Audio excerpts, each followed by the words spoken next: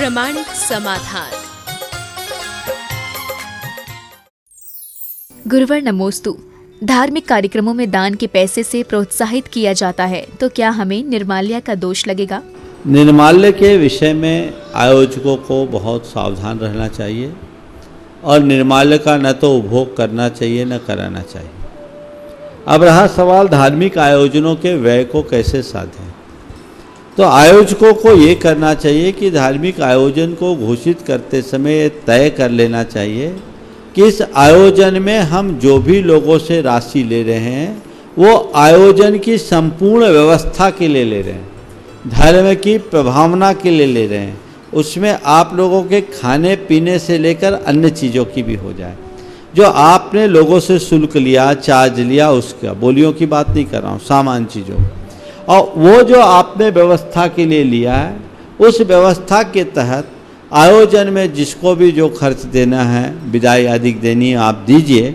और आयोजन संपन्न होने के उपरांत आप अपना हिसाब किताब कीजिए, जो बच जाए अब वो निर्माल्य हो गया, अभी निर्माल्य नहीं है। जो बचा है, जो बैलेंस है, वो निर्माल्य है। नहीं तो फिर कोई कहीं करेंगे नहीं, लोग एक ही कार्य के लिए 4-4 बार पैसा कैसे देंगे। तो इसका ध्यान रखना चाहिए। और एक बात जरूर ध्यान रखना चाहिए, शांति धारा आदि का पैसा खाने पीने आदि के कार्य में कभी नहीं लगाना चाहिए। उनका कार्य जनहित के कार्य में लगाना है, उनका कार्य अपने धर्मायतनों की रक्षा के लिए, देव शास्त्र गुरु के लिए, जीव दया के लिए लगाना चाहिए और कहीं नहीं लगाना चाहिए।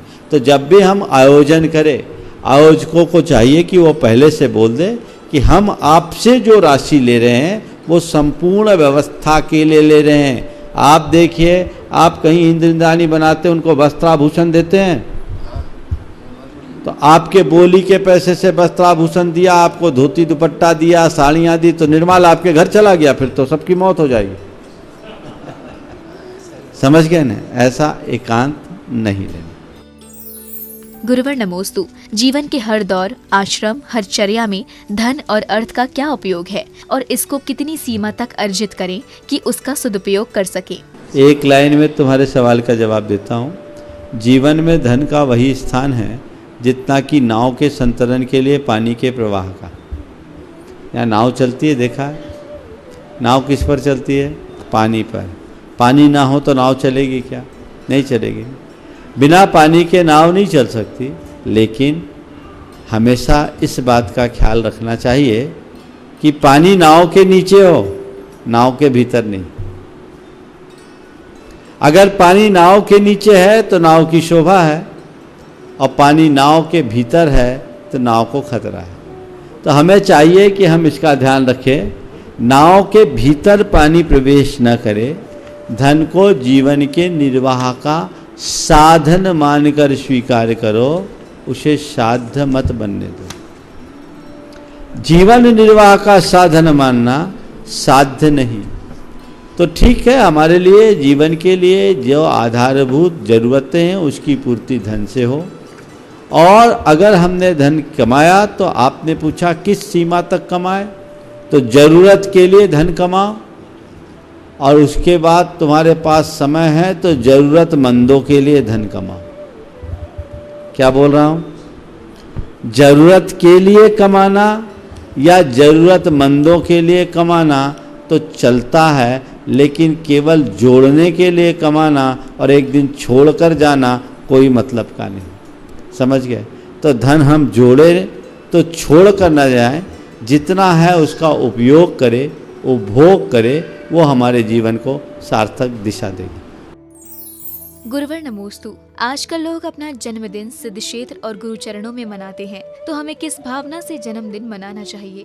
जहाँ तक जन्मदिन की बात है, वर्षगांठ मनाने की बात है, यदि सीधे अर्थ में कहूँ तो वर्षगांठ का मतलब गांठ से एक वर्ष निकल जाना। हम उम्र बढ़ने की बात कहते हैं, पर यथार्थ में उम्र घटती है। फिर भी लोग जन्मदिन मनाते हैं। यद्यपि जन्मदिन मनाने जैसी कोई बात नहीं है, क्योंकि हमारा जब जन्म हुआ तब तो हम अज्ञानी थे, लेकिन फिर भी हमने मनुष्य जीवन पाया, ये लंबा चौड़ा जीवन पाए, और इस देह को धारण करने का दिन लोक में उत्तम माना जाता है। इस दृष्टि से यदि आप जन्मदिन मनाए भी तो क्या मनाएं? अपने मन को शुभ संकल्पों से भरने के लिए जन्मदिन मनाएं।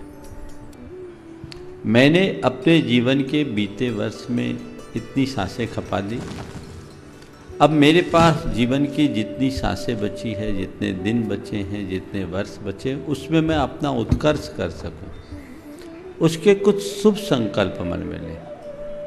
और ये संकल्प हम गुरुओं की साक्षी में ले सकते हैं, तीर्थ क्षेत्रों में ले सकते हैं। शुभ अनुष्ठान पूर्वक जब हम शुभ संकल्प लेते हैं तो उसके सुपरिणाम आते हैं। इसलिए जब कभी भी जन्मदिन मनाइए, अपने जीवन को एक नया रूप देने के लिए मनाइए कि मैं अब अपने जीवन में और क्या करने जा रहा हूँ, मुझे क्या करना है। यदि इस मनोभाव से जन्मदिन मनाएंगे तो बहुत अच्छा है। केवल केक काटने से, मोमबत्तियाँ बुझाने से जन्मदिन मनाने की सार्थकता नहीं है। सच्चे अर्थों में जन्मदिन मनाने के लिए मैंने कई बार बोला है पहले भी, मंदिर में पूजा पाठ करें, भगवान का अभिषेक पूजन करें। अगर छोटे बच्चे हैं तो घर में लाएं, उसे एक चौकी पर बिठाएं, पहले उसको गेरू से मांडना मांड करके उसके ऊपर पाटा रखें, पाटा पे बिठाएं। गेरू से मांडना चाहिए, आजकल मांडना का चलन बन गया प्रिंटेड मांडना, उसमें गम लगा रहता है, वो तो और नेगेटिव एनर्जी देता है। हमें गेरू जो है वो नकारात्मक ऊर्जा को रोकती है। गेरू में बहुत बड़ी शक्ति है। हमारे यहाँ जो परंपरागत मांडने की परंपरा थी, दहलीज पर गेरू से मांडना रखते, यानी घर के अंदर नकारात्मक शक्तियों का प्रवेश ना हो, तो उससे मांडना चाहिए। उस पर बिठाओ और उसको तिलक करो। घर में आने के बाद मंदिर के पूजा की जो शेषाक्षत बचे हैं उनके शीश पे डालो। घर भर के लोग दीर्घायुष को भव, चिरंजीवो भव, धर्म धुरंधो भव, यशस्वी भव के मंगल आशीर्वाद दें। उसे कुछ अच्छी प्रेरणा दे, अच्छे संकल्प कराएं। उस दिन दीप जलाएं, दिया कैंडल बुझाएं नहीं। केक काटने में हिंसा का भाव है। हमारे यहाँ तो मोदक खाए जाते हैं, खिलाए जाते हैं। इसी तरह जीव दया का कार्य जन्मदिन के दिन जरूर करना चाहिए। हर व्यक्ति को अपनी शक्ति के अनुसार जब कभी भी जन्मदिन आए, अभय दान के लिए अपना कुछ द्रव्य लगाना चाहिए। हमारे यहाँ कहा गया है कि जो अभय दान देते हैं उनकी अपमृत्यु टलती है, इसलिए अभय दान का कार्य अवश्य करना चाहिए। गुरुवर नमोस्तु। कर्मों का रिचार्ज धर्म के किस ऑपरेटर से कराए कि हमारे जीवन की वैलिडिटी हर पल बढ़ती जाए? चार्ज धर्म के किस ऑपरेटर से करे कि हमारे जीवन की वैलिडिटी हर पल बढ़ते जाए? थोड़ा सा इस सिस्टम को बदलें। कर्म रिचार्ज होगा ना तो हमारे जीवन की जो वास्तविक वैलिडिटी वो ख़त्म हो। धर्म से यदि हम कर्म को रिचार्ज करना चाहते हैं तो हम कहते हैं कर्म को रिचार्ज मत करो, मन को धर्म से रिचार्ज कर लो, कर्म की जड़ी उखड़ जाएगी और उसमें हमारी जीवन की वैलिडिटी बढ़ेगी। अभी तो हम संसार में रह रहे हैं, जितनी हमारी आयु है उतना जीवन है। जिस दिन आयु पूरी, काम खत्म, फिर कहीं और जाएंगे, फिर कहीं और जाएंगे, कहीं और जाएंगे। कर्म ये चक्र चलाता है। लेकिन सच्चे अर्थों में हमने धर्म को आत्मसात कर लिया तो कर्म का खात्मा होता है। कर्म के खात्मा के बाद जो हमारी आत्मा का स्वरूप प्रकट होता है वो एकदम निखरा हुआ होता है, वो शाश्वत होता है। जीवन की शाश्वतता ही उसकी वास्तविक वैलिडिटी है। टाइम पार्ट के लिए हम समय सीमा के लिए अगर अपनी वैलिडिटी बढ़ाते तो क्या मतलब है? अगर परमानेंसी कहीं है तो शाश्वत धाम में है। इसलिए धर्म का आचरण करें और जीवन को उसी दिशा में आगे बढ़ाएं। गुरुवर नमोस्तु। आजकल महिलाएं मल्टीटास्किंग स्कैन सीखने के लिए कई कोर्स करती हैं, तो हमारे घर की महिलाओं को कैसे पॉजिटिव बनाएं और मल्टीटास्किंग स्कैन को कैसे सम्मान मिले? घर का संचालन एक अपने आप में बहुत बड़ी जॉब है, ये बात हमें समझना होगा। केवल नौकरी पेशा होना, कामकाजी बन जाना हमारे जीवन के लिए पर्याप्त नहीं है। मेरे संपर्क में ऐसी अनेक बहनें हैं, युवतियां हैं जिनने अपनी अच्छी खासी पैकेज वाली MNCs की सर्विस छोड़ी है क्योंकि उनने पाया कि नौकरी पेशा और घर दोनों को एक साथ संचालित कर पाना संभव नहीं। तो पहली बात, घर के संचालन के महत्व को समझें, और जब हम उसके महत्व को समझेंगे तो कोई गृहिणी के प्रति किसी के मन में हीन भाव नहीं आएगा कि ये तो हाउसवाइफ है, ये तो एक गृहिणी है। और नौकरी पेशा वालों के प्रति विशेष सम्मान नहीं होगा। और दूसरी बात, जो महिला गृहिणी है, घर का काम करती है, उसके मन में इस बात को लेकर कोई हीनता नहीं होनी चाहिए, अपितु इस बात का गौरव होना चाहिए कि मैं जो काम कर रही हूँ वो मेरा काम है और बिल्कुल सही काम है। यदि इस तरह के भाव से हम रखेंगे तो उनके मन में कभी किसी की बातों का असर नहीं पड़ेगा। और लोगों को भी अपना नज़रिया बदलना चाहिए। पैसा जीवन निर्वाह का साधन है, सब कुछ नहीं है। इसलिए नौकरी पेशा लक्ष्य नहीं होना चाहिए और जीवन की व्यवस्था को व्यवस्थित करते हुए आगे बढ़ने का भाव और संकल्प लेना चाहिए। गुरुवर नमोस्तु। हमने पढ़ा है कि सामर्थ्य को छिपाने वाला व्यक्ति मायाचार के कारण नियम से तिर्यंच गति में जाता है, तो इसमें सामर्थ्य से क्या अभिप्राय है? सामर्थ्य छिपाना, मायाचार के कारण तिर्यंच गति में जाता है। पता नहीं आपने कहाँ पढ़ा और किस अर्थ में पढ़ा, लेकिन ये बात सही है कि सामर्थ्य छिपाने से हमारी प्रगति अवरुद्ध होती है। अब कई जगह है, जैसे किसी ने आपसे कुछ पूछा, आपके पास ज्ञान है, आप उसे बताने में समर्थ हैं और आपने इस भाव से उसे नहीं बताया कि मैं बताऊंगा तो ये मुझसे आगे बढ़ जाएगा, तो ये हमारी दुर्गति का कारण है।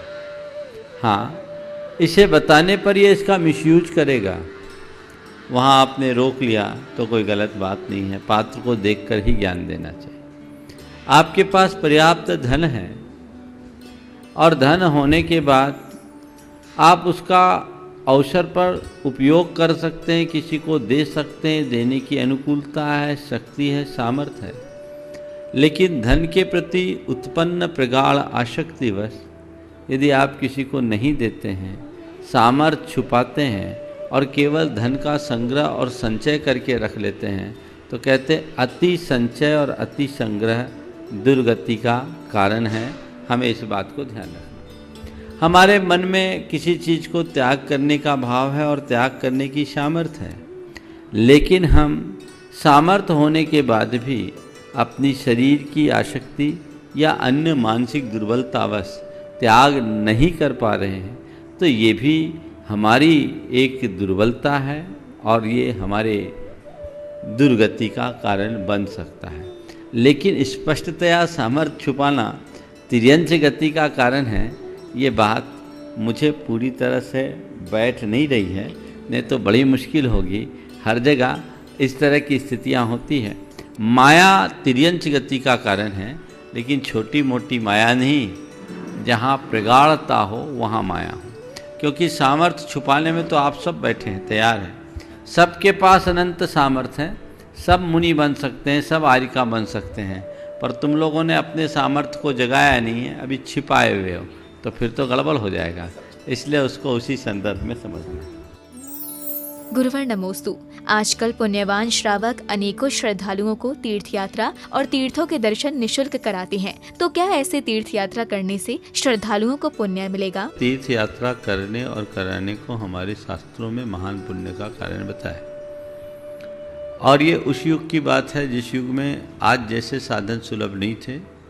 यात्रा संग निकलते थे, घर से टीका काढ़ करके विदा कर दिया जाता था, महीनों क्या सालों लग जाते थे, सकुशल लौटते थे तो लोग बड़ा आनंद उत्सव मनाते थे। बैलगाड़ियों से जाते, घोड़ा गाड़ियों से जाते, पैदल जाया करते थे। तो उस समय तीर्थ यात्रा जैसा कृत्य कोई साधारण कृत्य नहीं था। एक एक कोई शाहसवाह या बड़े बड़े श्रेष्ठी होते थे, वे अपनी ओर से यात्रा संघ निकालते थे और उन यात्रा संघों में सावक साविकाएँ जाती थी, कभी कभी मुनिराज भी उसमें सम्मिलित हुआ करते थे और इसको महान पुण्य के आश्रय का कारण बताया, सातिशय पुण्य के बंध का हेतु इसे निरूपित किया। अब रहा सवाल आज के समय में, तो वही परंपरा है, तीर्थ यात्रा की व्यवस्था हमारे शास्त्रों में है और हम तीर्थ यात्रा करते हैं, कराते हैं। अच्छी बात है, तीर्थ यात्रा करना चाहिए, कराना चाहिए, और जो लोग भी तीर्थ यात्रा औरों को कराते हैं वो महान पुण्य का लाभ लेते हैं। अब उतनी तो आज व्यवस्था नहीं, केवल पैसा लगता है, लेकिन अब वो उतना श्रम, उतनी शक्ति, उतना समय और संसाधन लगाने की ज़रूरत नहीं है। आज तो सारी एजेंसियाँ हैं। पर कुछ सुझाव है मेरे तीर्थ यात्रा कराने और करने वालों के लिए। सबसे पहले तीर्थ यात्रा कराने वालों के विषय में मैं कहूँगा कि आप तीर्थ यात्रा कराओ तो उनकी कराओ जो अपने दम पर तीर्थ यात्रा करने में असमर्थ है, उनको कराओ। चाहे वो केवल पैसे से असमर्थ नहीं, शरीर से असमर्थ हैं, पारिवारिक बैकग्राउंड उनका नहीं है कि वो किसी के साथ, आखिर घर में कोई दूसरा नहीं है साथ जो करा सके, आप उनको लेकर के जाओ। असमर्थ हो, उनकी विशुद्धि बहुत रहेगी, वो जाएंगे तो भाव सहित वंदना करेंगे और उसका लाभ मिलेगा। आप लोग क्या करते हैं, ऐसों को ले जाते हैं जिनका आपके साथ जाना आपके ऊपर ऑब्लिगेशन बन जाता है। अरे भैया कह रहे हैं, उनका बहुत प्रेशर है, चलना पड़ेगा। रिश्ते नातेदारों को आप लेकर के जाते हैं, उनका उतना मनोभाव नहीं जुड़ता, वो ज़बरदस्ती में जाते हैं। आप अपने परिजनों को ले जाना भी चाहें तो ले जाइए, एक बार बोल दीजिए चले तो चले, लेकिन विशेष उनका ध्यान रखिए जो अपने साधन से जाने में समर्थ नहीं है। दूसरी बात, आप लोग तीर्थ यात्रा में जब जाते हैं, तीर्थ यात्री को ले जाते हैं तो बाराती बना कर ले जाते हैं। ये परिपाटी ठीक नहीं। जब गाड़ी में बैठते हैं और जब तक घर में लौट के नहीं आते, खाना पीना चलता ही रहता है। दिन का भी आइटम अलग चलता है, रात का आइटम अलग चलता है। ये उचित नहीं। आप तीर्थ यात्रा में किसी के साथ गए हैं, लेकर गए हैं, या आप अकेले भी तीर्थ यात्रा में जाए, मेरा सुझाव है तीर्थ यात्रा को आप अपनी अंतर यात्रा का आधार बनाकर चलिए, उसे अपने जीवन की टर्निंग पॉइंट बनाइए। तीर्थ यात्रा को आप संयम साधना के साथ कीजिए। कोशिश कीजिए, मैं 3 दिन 5 दिन 8 दिन की तीर्थ यात्रा पर निकला हूँ तो 8 दिन मेरी जीवन शैली में बदलाव होना चाहिए। जैसे हम पर्युषण के दिनों में विशेष विशुद्धि का ख्याल रखते हैं, वैसी तीर्थ यात्रा के अवधि में हमारे अंदर विशिष्ट विशुद्धि होनी चाहिए। कोशिश कीजिए कि हम तीर्थ यात्रा में जा रहे हैं तो जब भी किसी तीर्थ पर जाएं वहाँ एकासन करें। एकासन नहीं हो सके तो 2 बार भोजन करें। 2 बार भोजन नहीं हो सके तो बार बार भोजन नहीं करें। इधर उधर की चीज़ें न खाएं, शुद्ध सात्विक चीज़ें खाएं और कम से कम रात्रि में तो 4 प्रकार के आहार का त्याग करें, ताकि 2 दिन में एक उपवास का फल हमें मिल सके। किसी भी तीर्थ यात्रा में जाते हैं जो जिस तरह का खाना पीना चलता है वो मेरी राय में उचित नहीं है, और सारा समय शक्ति उसी में लग जाता है। और लोग तीर्थ यात्रा को जाते हैं, पूजा बंधन कम करते हैं, मौज मस्ती ज़्यादा, तो वो पुण्य करेगा उसका हिस्सा तुम्हारे पास आएगा। वो पुण्य नहीं किया तो तुम्हारे पास पुण्य का हिस्सा क्या आएगा? तुम्हारा पैसा लगेगा, तुम्हारा नाम होगा, लोग तुम्हारा गुणगान करेंगे और कुछ लोग तुम्हारी आलोचना करेंगे। कुछ कहेंगे बहुत अच्छी व्यवस्था बनाया और कुछ कहेगा बड़ी कंजूसी कर लिया, भेदभाव कर दिया। यही ऐसे लोगों से मिलता है। तो आप इस भाव से तीर्थ यात्रा कराएं। किसी भी तीर्थ पर जाए, अपनी यात्रा में ऐसा न हो कि एक दिन में 5 तीर्थ निपटाएं। निपटाना नहीं है, वंदना करना है। हर तीर्थ पर जाएं, वहाँ तीर्थ की वंदना करें, पूजन विधान करें। कोशिश करें एक तीर्थ पर, अगर बड़ा तीर्थ है तो कम से कम 1 रात्रि बिताएं या 1 दिन पूरा बिताएं। वहाँ अभिषेक पूजन वंदना के साथ आप एकांत में बैठें, कभी सामायिक करें, कभी पाठ करें, कभी चिंतन करें। ग्रुप में जाएं तो एक आध स्वाध्यायशील व्यक्ति को अपने साथ ले जाएं जो आपको प्रवचन का लाभ दे। आप पूरा एक सत्संग के साथ तीर्थ यात्रा करेंगे तो उसका परिणाम कुछ और होगा और जीवन में एक अलग आनंद की अनुभूति होगी। वैसा प्रयास आप सबको करके चलना चाहिए। समझ गए? इस तरीके से तीर्थ यात्रा करेंगे तो आनंद आएगा, नहीं तो वो तीर्थ यात्रा कम, भाग दौड़ ज़्यादा होती है, कोई परिणाम नहीं आता।